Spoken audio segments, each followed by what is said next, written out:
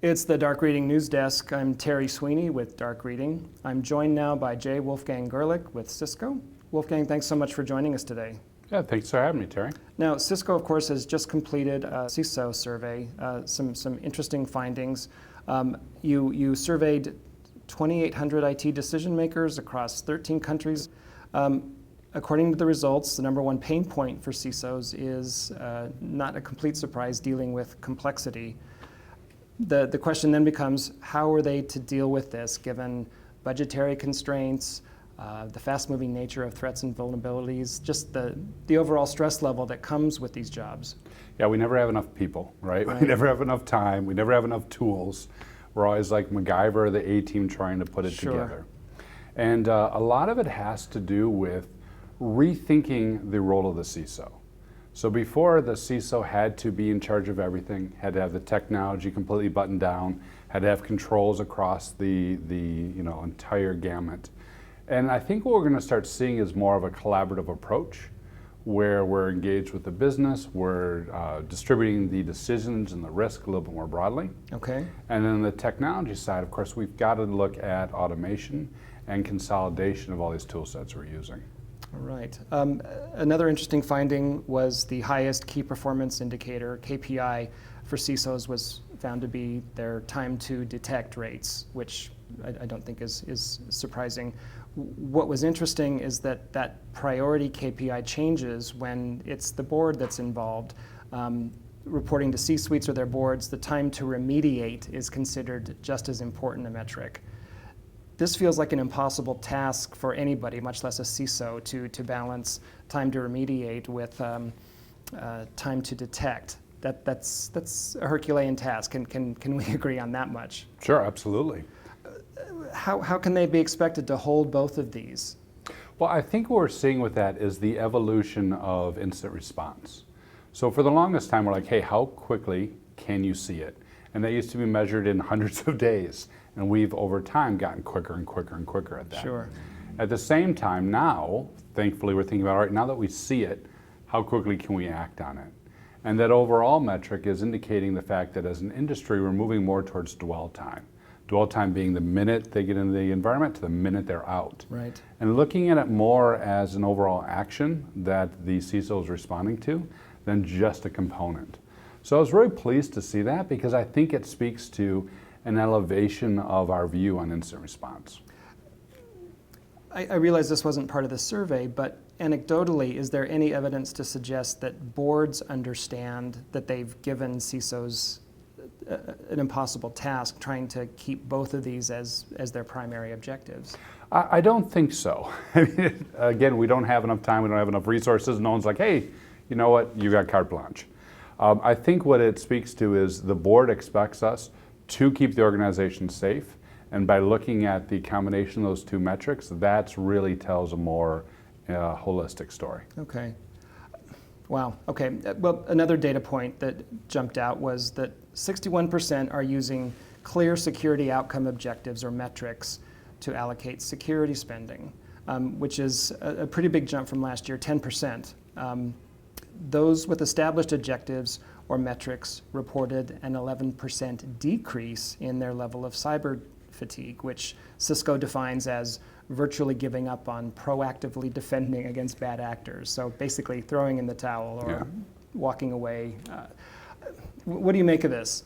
Well, without clear objectives, and this gets back to dwell time, this gets back to the evolving role of the CISO, without clearly stating here's what we're defending against and here's our activities, as well as saying here's what's no longer our activities and here's what's no longer part of our purview, without having those clearly defined objectives, it's a Sisyphean task. Sure. You're trying to secure everything and do everything yourself. And we know as you roll those rocks uphill, next thing you know, there's another conference, another vulnerability, another article, another breach, another threat actor, and you're right back at the beginning.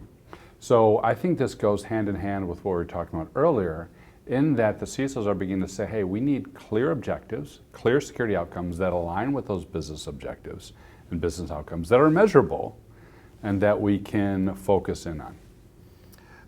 Again, from your report, nearly a third of organizations, 31%, report they're using more than 50 different security products for monitoring and protection. That's crazy, right? Isn't it? I mean, what do you recommend for folks that are feeling the pinch in these really complicated environments? Yeah, it is fascinating to me because for the longest time, the vulnerability was a problem with the software or the problem with the IT. I would argue that complexity is a vulnerability within our business processes. So we've got to chip away at that complexity. Thankfully, more of the tools are shipping with APIs and automation features that we can do the orchestration and simplify the interactivity. But also too, as you saw in the results, a lot of organizations are now doing tools rationalization projects. So before we would have a whole bunch of different point solutions, now we're starting to bring all those back together. Okay. 85% of organizations are using up to 20 vendors, 13% are using more than 20 vendors. There was also a significant uptick among those who felt managing a multi-vendor environment is quote-unquote very challenging. It feels like we're starting to see the symptoms of wide-scale burnout. Is that accurate? I would agree. I would agree. And that, too, if left unchecked, goes to that cyber fatigue we mentioned. Okay. Voluntary disclosures after a breach, also at their highest level since Cisco began surveying 5 years ago. My guess is that's at least partially a result of more compliance laws, GDPR, CCPA, the acronyms go on and on. What do you make of that increase? Yeah, the compliance obligations for sure. Now we've got to disclose. Right. And that's created kind of what I've always thought of like the Florida man effect, where if you think about Florida man, it's always some Florida man, you're rustled an alligator. You think, why does that happen in Florida? And it happens because of the way that they report things. In the same way, we've oftentimes thought that breaches were only around HIPAA data and now only around GDPR data because of reporting. Now, with the shift towards more voluntary disclosure, I think we're getting a better, truer insight into where the breaches are. And we're also creating a situation where organizations are able to collaborate and share some of the practices they found, which for a long time has been very difficult. Right. Some interesting findings. I'm curious, though, from your perspective, what really stood out for you? One of the things that stood out for me was the findings around collaboration. So the CISOs that reported tight collaboration with their IT peers, the folks who were doing the network engineering, the folks that are building the applications, those CISOs also fell into the category of the organizations that experienced the lowest level of breaches. So back to outcomes-based, back to the evolving role of the CISO. What this says to me is that CISOs that are forming strong relationships and clearly stating what's in their purview and what's in others' purview, and collaborating across business lines, those are the CISOs that are driving down risk.